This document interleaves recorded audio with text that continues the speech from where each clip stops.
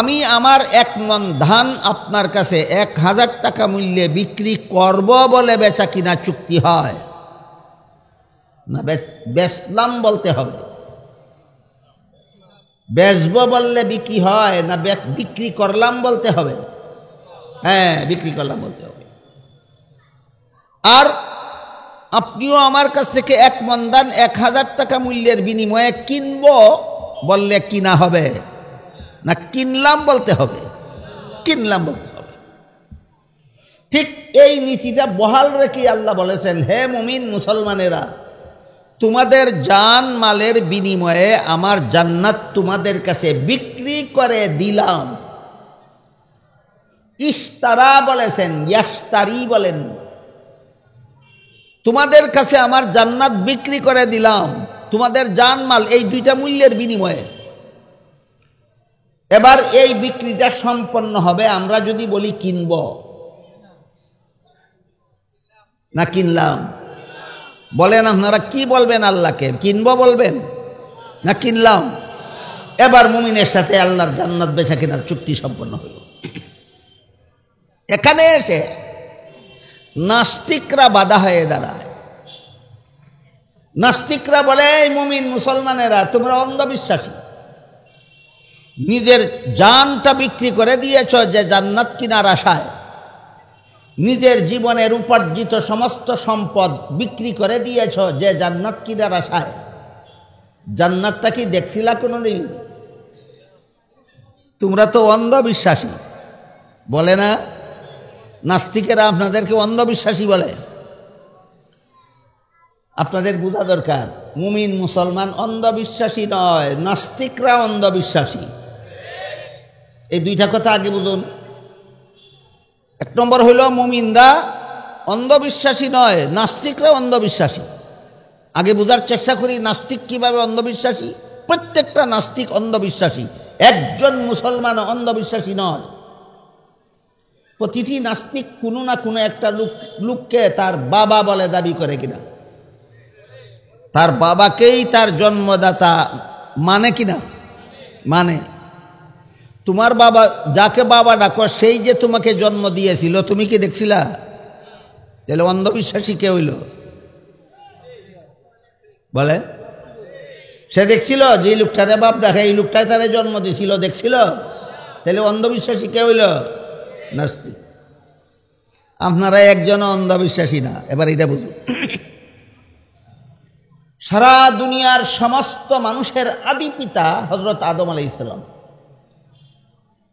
আদম আলাইহিস সালাম হলেন সারা দুনিয়ার সমস্ত মানুষের বংশগত বাবাদের বড় বাবা। আপনারা এখানের যে কোনো একজনের বাবার বাবার বাবার বাবার বাবা সর্বশেষ বাবা আদম। প্রত্যেকের পূর্বপুরুষে যত বাবারা আছেন তাদের সর্বশেষ সর্বোচ্চ বাবা হলেন আদম আলাইহিস সালাম। বংশগত বাবাদের মধ্যে সারা দুনিয়ার সমস্ত মানুষের বড় বাবার নাম হলো আদম আলাইহিস সালাম। এই আদম আলাইহিস সালামকে আল্লাহ পাক রব্বুল আলামিন দুনিয়াতে পাঠাবার আগেই জান্নাতে পাঠিয়েছিলেন। একটা নূতন কথা বললাম নাকি আজকে? না সারা জীবন ভর শুনছেন? যা দুনিয়াতে পাঠাবার আগেই জান্নাতে পাঠিয়েছিল। ঘটনা কি? এই জান্নাতের বাড়িগুলি তোমার সন্তানদের কাছে বিক্রি করব, তোমার চোখে দেখে যাও। অন্ধবিশ্বাসী না বড় বাবার চোখের দেখা জান্নাতে বিশ্বাসী? প্রথমেই মনে রাখি, আল্লাহ আমাদেরকে পৃথিবীতে পাঠান এমনিতেই না পরীক্ষা করার জন্য? পরীক্ষা করার। কিসের পরীক্ষা? পরীক্ষাটা কিসের? আমরা কে পরকালের চিরস্থায়ী জীবনে জান্নাতের যোগ্য আর কে জাহান্নামের যোগ্য, এইটা পরীক্ষা করা। কোনো মানুষ যদি কোনো মানুষের পরীক্ষা নেয়, তাহলে পরীক্ষক পরীক্ষার মাধ্যমে পরীক্ষার্থীর যোগ্যতা জানতে চায়। যেমন ধরুন একজন শিক্ষক একাধারে 1 বৎসর পর্যন্ত 50 জন ছাত্রকে লেখাপড়া করাইলেন। কোন কোন ছাত্র পড়া শিখল আর কোন কোন ছাত্র পড়া শিখল না তা জানার জন্য তিনি ছাত্রদের পরীক্ষা নেন। তাহলে মানুষ যদি কোনো মানুষের পরীক্ষা নেয়, উদ্দেশ্য থাকে পরীক্ষার্থীর যোগ্যতা জানা, কে পাশ করার যোগ্য আর কে ফেল করার যোগ্য, এটা পরীক্ষক জানতে চায় বলে পরীক্ষার্থীদের কাছ থেকে পরীক্ষা নেয়। কিন্তু আল্লাহ যে আমাদেরকে দুনিয়াতে পরীক্ষার জন্য পাঠান, আমরা কে জান্নাতের যোগ্য আর কে জাহান্নামের যোগ্য এটা পরীক্ষা করার জন্য। তাহলে কি আল্লাহ আমাদের যোগ্যতা আল্লাহর জানা নাই? পরীক্ষা নেবেন না? এটা কিন্তু একটা কঠিন প্রশ্ন। শিক্ষক ছাত্রদের পরীক্ষা নেয় কে শিখল পড়া আর কে শিখল না এটা জানার জন্য। আল্লাহরও কি জানা নাই কোন মানুষটা জান্নাতের যোগ্য আর কোন মানুষটা জাহান্নামের যোগ্য আছে? আল্লাহ কেন পরীক্ষা নেবেন? এই প্রশ্নের জবাব হলো, এখানেই মানুষের পরীক্ষা আর আল্লাহর পরীক্ষায় বেশ কম। মানুষ পরীক্ষক পরীক্ষা নেয় পরীক্ষার্থীর যোগ্যতা জানার জন্য, আর আল্লাহ মানুষের পরীক্ষা নেন তাকে তার যোগ্যতা জানাবার জন্য। দুনিয়াতে যাও, তোমার কার্যকলাপের দ্বারা তুমি জেনে নাও তুমি জান্নাতের যোগ্য না জাহান্নামের যোগ্য। আমি আল্লাহর আগে থেকেই জানা আছে। আবু জাহাল দুনিয়াতে আসবে, কি দুনিয়াতে আসলে পরে কি করবে আল্লাহর আগেই জানা ছিল। ফেরাউন দুনিয়াতে আসলে কি করবে আল্লাহর আগেই জানা ছিল। নমরুদ দুনিয়াতে আসলে কি করবে আল্লাহর আগেই জানা ছিল। নবী রাসূলগণ এবং তাদের উম্মতগণ দুনিয়াতে আসলে কি করবেন তাও আল্লাহর আগেই জানা ছিল। তাহলে পাঠালেন কেন? কিয়ামতের দিন জাহান্নামে দেওয়ার সময় যেন জাহান্নামীরা একথাটা বলতে না পারে, আমরা তো বুঝলাম না কোন অপরাধে জাহান্নামী হলাম। এমন কথা বলার সুযোগটা বন্ধ করার জন্য আল্লাহ সবাইকে দুনিয়াতে পাঠাচ্ছেন। তোমার জীবনের কার্যকলাপের দ্বারা তুমি নিজে জেনে নাও তুমি জান্নাতের যোগ্য না জাহান্নামের যোগ্য। এবার বলুন তো, হাসরের মাঠে আল্লাহ যখন ঘোষণা দিবেন আবু জাহাল জাহান্নামী, আপনারা কি জানেন? হাসরের মাঠে আল্লাহ যখন ঘোষণা দেবেন আবু জাহাল জাহান্নামী, আবু লাহাব জাহান্নামী, নমরুদ জাহান্নামী, ফেরাউন জাহান্নামী, এরা কি বলতে পারবে আমরা তো বুঝলাম না কোন দোষে জাহান্নামী হইলাম? কারণ তোমার জীবনের কার্যকলাপ তোমার সামনে আছে। এটার জন্যই পাঠাইছিলাম দুনিয়াতে, যেন জাহান্নামে যাওয়ার সময় বলতে না পারো কোন দোষে জাহান্নামী হইলাম আমি তো বুঝলাম না। বুঝা নাও, দুনিয়া থেকে বুঝে আসো। এই বিষয়টা আমি একটা উদাহরণ দিয়ে আপনাদের বোঝাবার চেষ্টা করি। সেটা হলো, একদল পরীক্ষার্থী ছাত্র পরীক্ষার হলে বসে প্রশ্নপত্র হাতে নিয়ে যখন লেখা শুরু করলো, আপনাদের জানা মতো কি সমস্ত পরীক্ষার্থীরাই প্রশ্নের সঠিক জবাব লেখে না কেউ কেউ ভুলও লেখে? কেউ লিখতে পারে না, কেউ লিখতে পারে। প্রশ্নের সঠিক জবাবটা কেউ লিখতে পারে, কেউ লিখতে পারে না। যারা সঠিক জবাব লিখতে পারছে না পরীক্ষার হলে বসে বসে, তারা কি ফল ঘোষণার পরে বুঝবে পাস না ফেল, না পরীক্ষার হলে বসে বসেই মনে মনে টের পাওয়ার কথা? ঠিক তেমনিভাবে দুনিয়াটাকে আল্লাহ সমস্ত মানুষের জন্য পরীক্ষার হল বানাইছে। হাসরের মাঠে তোমার নামে জান্নাতের ঘোষণা হবে না জাহান্নামের ঘোষণা হবে।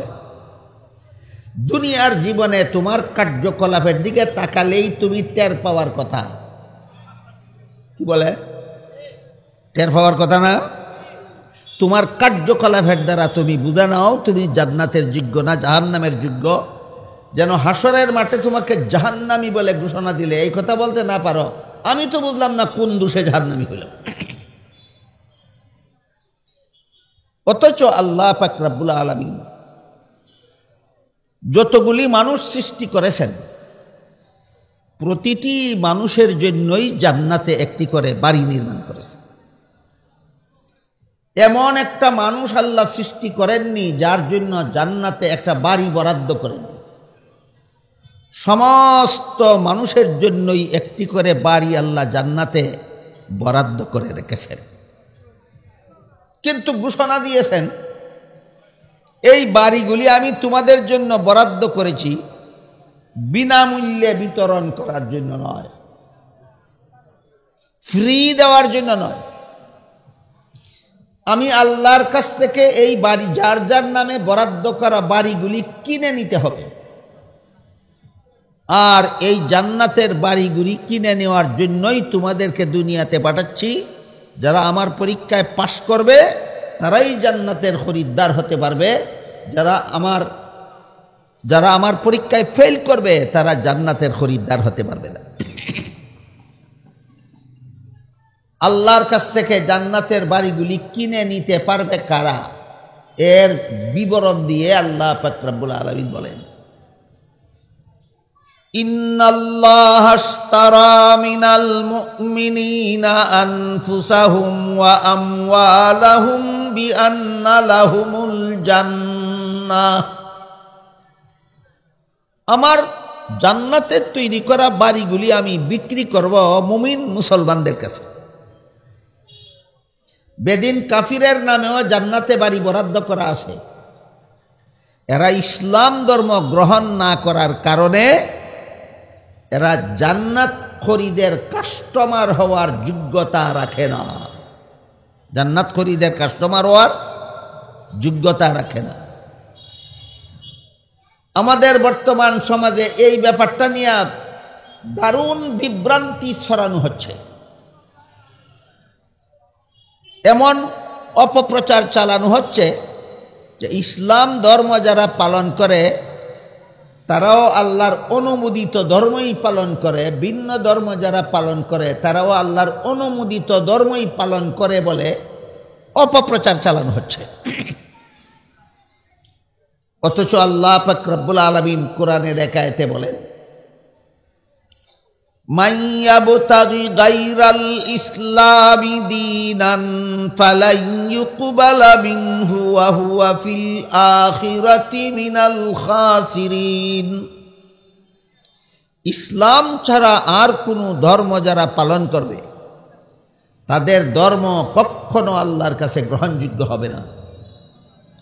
পরকালে এরা ক্ষতিগ্রস্ত অর্থাৎ চিরস্থায়ী জাহান্নামীদের অন্তর্ভুক্ত হবে। পরিষ্কার ভাষায় আল্লাহ বলে দিলেন কিনা, জান্নাতের খরিদ্দার হতে গেলে ইসলাম ধর্ম পালন করতে হবে। কি বলেন? আল্লাহ জান্নাতে প্রতিটি মানুষের জন্যই একটি করে বাড়ি বরাদ্দ করে রেখেছেন, ফ্রি দিবেন না, আল্লাহর কাছ থেকে কিনে নিতে হবে। আর জান্নাত কিনার খরিদ্দার হতে পারবে শুধুমাত্র মুমিন মুসলমান, অন্য ধর্মাবলম্বীরা জান্নাত কিনার খরিদ্দার হতে পারবে না। পরিষ্কার ভাষায় আল্লাহ কোরআনে বলে দিয়েছেন। এখানে এসে একটা জটিল প্রশ্ন জাগে, সেটা হলো আল্লাহ তো কোরআনে একথাও বলে দিয়েছেন, লা ইকরাহা ফিদ্দীন, ধর্মের বেলায় বল প্রয়োগ চলবে না, সমস্ত ধর্মাবলম্বীরাই আপন আপন ধর্ম পালনে স্বাধীন। এটাও আল্লাহ কোরআনে বলেছেন। সমস্ত ধর্মাবলম্বীরা দুনিয়াতে যার যার ধর্ম পালনে স্বাধীন। তাই সবগুলি ধর্ম পালনের স্বাধীনতাই যদি দিলেন তাহলে সব ধর্ম গ্রহণযোগ্য হবে না কেন? আর গ্রহণযোগ্যই যদি হবে না তাহলে স্বাধীনতা দিলেন কেন? প্রশ্নটা কি বুঝতে পারলেন আপনারা? হুবহু এমন প্রশ্নই তো পরীক্ষার হলের বেলায় চলে। কোনো পরীক্ষার্থী ছাত্র যদি পরীক্ষার হলে প্রশ্নের জবাব ভুল লেখে, বাধা দেওয়া যায়? বাধা না দেওয়ার মানে কি পাশ করবে? পাশ যদি করবে না তাহলে এমন ভুল লিখতে বাধা দিতে পারবো না কেন? আর বাধাই যদি দিতে পারবো না তাইলে পাশ করবে না কেন? ওই প্রশ্নের যেই জবাব, এই প্রশ্নের সেই জবাব। উভয় প্রশ্নের একই জবাব। জবাব হলো নিয়ম রক্ষার জন্য। পরীক্ষার্থী ছাত্র পরীক্ষার হলে ভুল লিখলে বাধা দেওয়ার নিয়ম নাই। কেন নিয়ম নাই? বাধা দিলে এটার নাম পরীক্ষা থাকে না, বাধা দিলে এর নাম পরীক্ষা থাকে না, এই জন্য বাধা দেওয়ার নিয়ম নাই। ঠিক তেমনিভাবে দুনিয়াতে ইসলাম ছাড়া আর কোনো ধর্ম যারা পালন করে, এদের ধর্ম পালনে বাধা দেওয়ার নিয়ম নাই। কেন? বাধা দেওয়ার নিয়ম থাকলে দুনিয়াতে পাঠাবার কোনো দরকার থাকে না। এই সুযোগে যদি কোনো পরীক্ষার্থী ছাত্র, যেহেতু বাধা দেওয়া হয় না, এই সুযোগে যদি কোনো পরীক্ষার্থী ছাত্র প্রশ্নের জবাব ইচ্ছা মতো ভুল লেখে, তাহলে যেভাবে তার কপালে গুড়ার ডিম ছাড়া আর কিছু নাই, ঠিক তেমনিভাবে এই নিয়মের সুযোগে যদি কেউ দুনিয়াতে ইচ্ছা মতো ভ্রান্ত ধর্ম পালন করে, তার কপালেও পরকালে জাহান্নাম ছাড়া আর কিছু নাই। যেহেতু এই বিষয়টি নিয়ে বর্তমান সমাজে মারাত্মক বিভ্রান্তি ছড়ানো হচ্ছে, সমাজকে বোঝানো হচ্ছে সবগুলি ধর্ম আল্লাহর অনুমোদিত, এই শয়তানি বিভ্রান্তির অবসানের জন্য বিষয়টা পরিষ্কারভাবে আমি আপনাদের সামনে তুলে ধরে দিলাম। কাজেই সমাজ প্রতিটি মানুষের জন্য আল্লাহ জান্নাতে একটি করে বাড়ি বরাদ্দ করে রাখলেও এগুলি আল্লাহ ফ্রি দিবেন না বিক্রি করবেন? তাদের কাছে, একমাত্র ইসলাম ধর্মাবলম্বীদের কাছে। খুব পরিষ্কার ভাষায় আল্লাহ বলেছেন, ইন্নাল্লাহ আশতারা মিনাল মুমিনিন, মুমিন মুসলমান যারা, এদের কাছে আল্লাহ জান্নাতের বাড়িগুলি বিক্রি করবে। এখানে আর একটা প্রশ্ন থেকে যায়, আবু জাহাল নামে একটা মানুষ ছিল, তার জন্য অত জান্নাতে বাড়ি একটা বরাদ্দ ছিল কিনা? ছিল। আবু লাহাবের নামে অত জান্নাতে বাড়ি একটা বরাদ্দ ছিল, ফেরাউনের নামেও ছিল, নমরুদের নামেও ছিল, কারুনের নামেও ছিল, হামানের নামেও ছিল, সাদ্দাদের নামেও ছিল। এদের নামের বরাদ্দ করা বাড়িগুলি কি হবে শেষ পর্যন্ত? এই প্রশ্নের জবাবের দিকে ইঙ্গিত করে আল্লাহ বলেন, উলাইকা হুমুল ওয়ারিসুন। এর মর্ম হলো, হে মুমিন মুসলমানেরা, তোমরা যদি তোমাদের নামে জান্নাতের বরাদ্দ করা বাড়িটা কিনে নাও, তাহলে যারা কিনলো না তাদের বাড়িটা আমি তোমাদেরকে দিয়ে দেব বোনাস। আপনারা আপনাদেরটা কিনে নিবেন আর তাদেরটা পেয়ে যাবেন বোনাস। ঠিক আছে? এবার আমরা বোঝার চেষ্টা করব, আল্লাহ যে আমাদের কাছে, মুমিন মুসলমানদের কাছে জান্নাতের বাড়িগুলি বিক্রি করবেন। হাদিস শরীফে রাসূল করিম সাল্লাল্লাহু আলাইহি ওয়াসাল্লাম বলেছেন, বাড়িগুলি কত বড় এর একটা আইডিয়া দিয়ে রাসূল বলেছেন, যেই মুমিন মুসলমান জান্নাতে সবচেয়ে ছোট্ট বাড়িটা পাবে, তার বাড়ির আয়তন হবে 10টা পৃথিবীর সমান।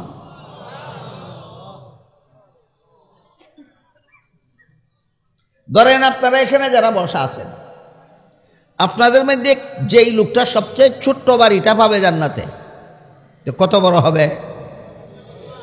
10টা পৃথিবীর সমান। আর বাকিগুলি একটার চেয়ে আরেকটা বড়, আরেকটার চেয়ে আরেকটা বড়, আরেকটার চেয়ে আরেকটা বড়। এই বাড়িগুলি যে আল্লাহ আমাদের কাছে বিক্রি করবেন বলে ঘোষণা দিলেন, খরিদ করার, কিনে নেওয়ার পদ্ধতি কি? কি মূল্য আমাদের পরিশোধ করতে হবে আল্লাহর কাছে? এই মূল্যের বিনিময়ে আল্লাহ আমি আমার নামের বরাদ্দ করা জান্নাতের বাড়িটা কিনে নিলাম। খুব পরিষ্কারভাবে আল্লাহ বলেন, মুমিনের জান আর মাল। হে মুমিন মুসলমান, তোমার জান আমি আল্লাহর কাছে বিক্রি করো, তোমার মাল আমি আল্লাহর কাছে বিক্রি করো, এর বিনিময়ে তুমি আমার জান্নাতের খরিদ্দার হয়ে যাও। আল্লাহ পাক রব্বুল আলামিন মুমিনদের কাছে যে জান্নাতের বরাদ্দ করা বাড়ি বিক্রি করবেন, মূল্য সাব্যস্ত করে দিলেন কতটা জিনিস? 2টা, জান এবং মাল। এবার বলুন তো, বেচা কিনার নিয়মে আমি আমার 1 মণ ধান আপনার কাছে 1000 টাকা মূল্যে বিক্রি করব বলে বেচা কিনা চুক্তি হয় না বেচলাম বলতে হবে? বেচব বললে বিক্রি হয় না বিক্রি করলাম বলতে হবে? হ্যাঁ, বিক্রি করলাম বলতে হবে। আর আপনিও আমার কাছ থেকে 1 মণ ধান 1000 টাকা মূল্যের বিনিময়ে কিনব বললে কিনা হবে না কিনলাম বলতে হবে? কিনলাম বলতে হবে। ঠিক এই নীতিটা বহাল রেখে আল্লাহ বলেছেন, হে মুমিন মুসলমানেরা, তোমাদের জান মালের বিনিময়ে আমার জান্নাত তোমাদের কাছে বিক্রি করে দিলাম। ইশতারা বলেছেন, ইয়াশতারি বলেন। তোমাদের কাছে আমার জান্নাত বিক্রি করে দিলাম তোমাদের জান মাল এই 2টা মূল্যের বিনিময়ে। এবার এই বিক্রিটা সম্পন্ন হবে আমরা যদি বলি কিনব না কিনলাম। বলেন আপনারা কি বলবেন? আল্লাহকে কিনব বলবেন না কিনলাম? এবার মুমিনের সাথে আল্লাহর জান্নাত বেচা কেনার চুক্তি সম্পন্ন হল। এখানে এসে নাস্তিকরা বাধা হয়ে দাঁড়ায়। নাস্তিকরা বলে, এই মুমিন মুসলমানেরা তোমরা অন্ধবিশ্বাসী, নিজের জানটা বিক্রি করে দিয়েছ যে জান্নাত কিনার আশায়, নিজের জীবনের উপার্জিত সমস্ত সম্পদ বিক্রি করে দিয়েছ যে জান্নাত কিনার আশায়। জান্নাতটা কি দেখছিলা কোনোদিন? তোমরা তো অন্ধবিশ্বাসী বলে না? নাস্তিকেরা আপনাদেরকে অন্ধবিশ্বাসী বলে। আপনাদের বোঝা দরকার, মুমিন মুসলমান অন্ধবিশ্বাসী নয়, নাস্তিকরা অন্ধবিশ্বাসী। এই 2টা কথা আগে বুঝুন। 1 নম্বর হইল মুমিনরা অন্ধবিশ্বাসী নয়, নাস্তিকরা অন্ধবিশ্বাসী। আগে বোঝার চেষ্টা করি নাস্তিক কিভাবে অন্ধবিশ্বাসী। প্রত্যেকটা নাস্তিক অন্ধবিশ্বাসী, একজন মুসলমান অন্ধবিশ্বাসী নয়। প্রতিটি নাস্তিক কোনো না কোনো একটা লোককে তার বাবা বলে দাবি করে কিনা, তার বাবাকেই তার জন্মদাতা মানে কিনা? মানে। তোমার বাবা যাকে বাবা ডাকো সেই যে তোমাকে জন্ম দিয়েছিল, তুমি কি দেখছিলা? তাহলে অন্ধবিশ্বাসী কে হইল? বলে সে দেখছিল যে লোকটারে বাপ ডাকে, এই লোকটাই তারে জন্ম দিয়েছিল, দেখছিল? তাহলে অন্ধবিশ্বাসী কে হইল? নাস্তিক। আপনারা একজন অন্ধবিশ্বাসী না। এবার এটা বুঝুন, সারা দুনিয়ার সমস্ত মানুষের আদি পিতা হযরত আদম আলাইহিস সালাম। আদম আলাইহিস সালাম হলেন সারা দুনিয়ার সমস্ত মানুষের বংশগত বাবাদের বড় বাবা। আপনারা এখানের যে কোনো একজনের বাবার বাবার বাবার বাবার বাবা সর্বশেষ বাবা আদম। প্রত্যেকের পূর্বপুরুষে যত বাবারা আছেন তাদের সর্বশেষ সর্বোচ্চ বাবা হলেন আদম আলাইহিস সালাম। বংশগত বাবাদের মধ্যে সারা দুনিয়ার সমস্ত মানুষের বড় বাবার নাম হলো আদম আলাইহিস সালাম। এই আদম আলাইহিস সালামকে আল্লাহ পাক রব্বুল আলামিন দুনিয়াতে পাঠাবার আগেই জান্নাতে পাঠিয়েছিলেন। একটা নূতন কথা বললাম নাকি আজকে? না সারা জীবন ভর শুনছেন? যা দুনিয়াতে পাঠাবার আগেই জান্নাতে পাঠিয়েছিল। ঘটনা কি? এই জান্নাতের বাড়িগুলি তোমার সন্তানদের কাছে বিক্রি করব, তোমার চোখে দেখে যাও। অন্ধবিশ্বাসী না বড় বাবার চোখের দেখা জান্নাতে বিশ্বাসী? বড় বাবার চোখের দেখা জান্নাতে বিশ্বাসী। মানুষের বাবা 2 রকম হয়। একরকম বাবা হলো বংশগত বাবা, আর একরকম বাবা হইল আধ্যাত্মিক বাবা, রুহানি বাবা। এই কথাগুলিও বুঝার মতো, পরিষ্কারভাবে সচরাচর আলোচনা হয় না, এই জন্য সর্বলোকে জানে না। মানুষের বাবা 2 রকমের হয়। একরকম বাবা হইল বংশগত বাবা, আর একরকম বাবা হইল রুহানি বাবা বা আধ্যাত্মিক বাবা। বংশগত বাবা কাকে বলে? যে বাবার শরীরের অংশ দ্বারা সন্তানের শরীর গঠন হয়, তিনি কেমন বাবা? বংশগত বাবা। আরেক প্রকার বাবা আছেন, তিনি বংশগত বাবা নন, তিনি আধ্যাত্মিক বাবাও বলা হয়, বাংলায় রুহানি বাবাও বলা হয়। তিনি কে? যার পবিত্র আত্মার পরশে অপরের আত্মা পবিত্র হয় তাকে রুহানি বাবা বলা হয়। সমস্ত নবী রসুলগণের আত্মা সকল প্রকার গুনাহ থেকে পবিত্র। বলুন আপনারা বিশ্বাস করেন কিনা? সমস্ত নবীগণের আত্মা সকল প্রকার গুনাহ থেকে পবিত্র। এই পবিত্র আত্মার অধিকারী নবীগণের সংস্রবে যারা যায়, নবীগণের কথা যারা শুনে, নবীগণের কথা মতো যারা জীবনযাপন করে, এদের আত্মাটাও শেষ পর্যন্ত পবিত্র হয়ে যায়। হযরত উমর নবীকে হত্যা করার জন্য রওনা হয়েছিলেন, ঘটনা শুনেননি কোনোদিন? হযরত উমর নবীকে হত্যা করার জন্য রওনা হয়েছিলেন। কত বড় পুণ্যের কাজ না? মহাপাপ, মহাপাপ। নবীর দাম নিজের উম্মতের রুহানি বাবা।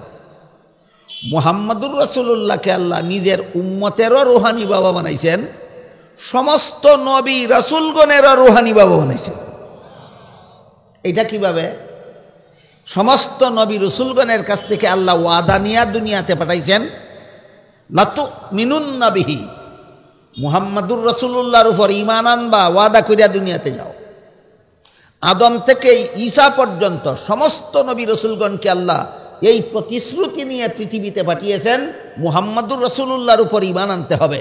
আয়াতের ব্যাখ্যায় লেখা আছে, মুহাম্মাদুর রাসূলুল্লাহর উপর ঈমান আনার শর্ত দিয়া আল্লাহ সমস্ত নবী রসুলগণকেও আমাদের নবীর উম্মত বানিয়ে দিয়েছেন, আর আমাদের নবীকে সমস্ত নবীগণেরও নবী বানিয়ে সমস্ত নবীগণের আধ্যাত্মিক পিতা সাব্যস্ত করে দিয়েছেন।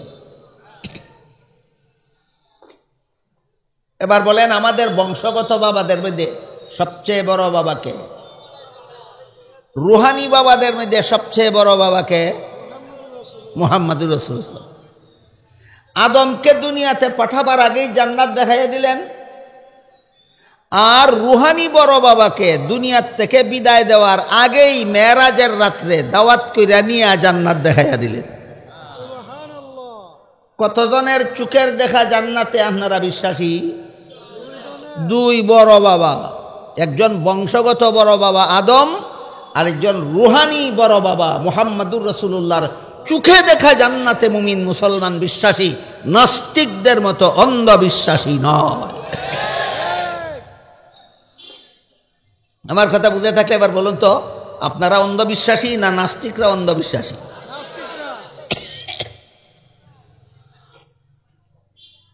সুতরাং আমরা যে নিজের জান মালের বিনিময়ে আল্লাহর কাছ থেকে জান্নাত কিনে নিব না নিলাম? কিনে নিলাম। এটা আমাদের অন্ধবিশ্বাস নয়। দুই বড় বাবার চোখের দেখা জান্নাতে বিশ্বাসী হয়ে আল্লাহর কাছ থেকে জান্নাত কিনে নিলাম আমাদের জান মালের বিনিময়ে। আপনারা হয়তো অনেকেই জেনে থাকবেন, বাংলাদেশে যত নাস্তিক কলেজ ভার্সিটিতে আগাছার মতো গজায়, নাস্তিক মাদ্রাসায় গজায় না কলেজ ভার্সিটিতে? এটাও আপনাদের জানার মতো ব্যাপার যে মাদ্রাসায় নাস্তিক গজায় না কেন, কলেজ ভার্সিটিতে নাস্তিক গজায় কেন? তার কারণ মাদ্রাসাতে এই সমস্ত বিষয় শিক্ষা দেওয়া হয় যে আমরা দুই বড় বাবার চোখের দেখা জান্নাতে বিশ্বাস, নাস্তিক হওয়ার উপায় নাই, সুযোগ নাই। আর স্কুল কলেজ, আপনাদের সৌভাগ্য বলবেন না দুর্ভাগ্য বলবেন, আপনারাই ঠিক করবেন। বাংলাদেশের প্রাইমারি স্কুলের যত পাঠ্য বই আছে, হাই স্কুলের যত পাঠ্য বই আছে, কলেজ ভার্সিটির যত পাঠ্য বই আছে, একটা পাঠ্য বইও এই শিক্ষা দেওয়া হয়নি, লেখা হয়নি যে আদম তোমাদের বংশগত বড় বাবা, নিজের চোখে জান্নাত দেখেছিলেন, আর মুহাম্মদ সাল্লাল্লাহু আলাইহি ওয়াসাল্লাম তোমাদের রুহানি বড় বাবা, নিজের চোখে জান্নাত দেখেছিলেন। এইসব কথা প্রাইমারি স্কুলের পাঠ্য বইও নাই, হাই স্কুলের পাঠ্য বইও নাই, কলেজের পাঠ্য বইও নাই, ভার্সিটির পাঠ্য বইও নাই। সুতরাং ওই বইগুলি যারা পড়ে এদের মধ্যেই নাস্তিক গজায়। বুঝলেন কিনা? মাদ্রাসায় নাস্তিকের দল গজায় না কেন? এখানে যথাযথ শিক্ষা ব্যবস্থা আছে। কলেজ ভার্সিটিতে নাস্তিক গজায় কেন? সেখানে যথাযথ শিক্ষা ব্যবস্থা নাই। শুধু এ পর্যন্তই কথা নয়, 1 একমাত্র মাদ্রাসায় এমন একটা শিক্ষা ব্যবস্থা আছে যে শিক্ষা ব্যবস্থায় মানুষের অন্তরে তীব্র একটা মহাসত্যের অনুভূতি জাগ্রত হয়। সেটা হইল, আমি যদি দুনিয়াতে দুর্নীতি করি, জালিয়াতি করি, দুষ্কৃতি করি, সুদ খাই, ঘুষ খাই, মদ খাই, গাঁজা খাই, চুরি ডাকাতি করি, খুন খারাপি, জিনা বেবিচার করি, সন্ত্রাস করি, আর দুনিয়ার কোনো মানুষ যদি আমাকে ধরতে নাও পারে, তবুও শেষ বিচারের দিন আল্লাহর কাছে কি জবাব দেব? আমার কথা বুঝে থাকলে বলুন, এই অনুভূতি কোন প্রতিষ্ঠানের শিক্ষায় মানুষের অন্তরে জাগ্রত হয়? একমাত্র মাদ্রাসা।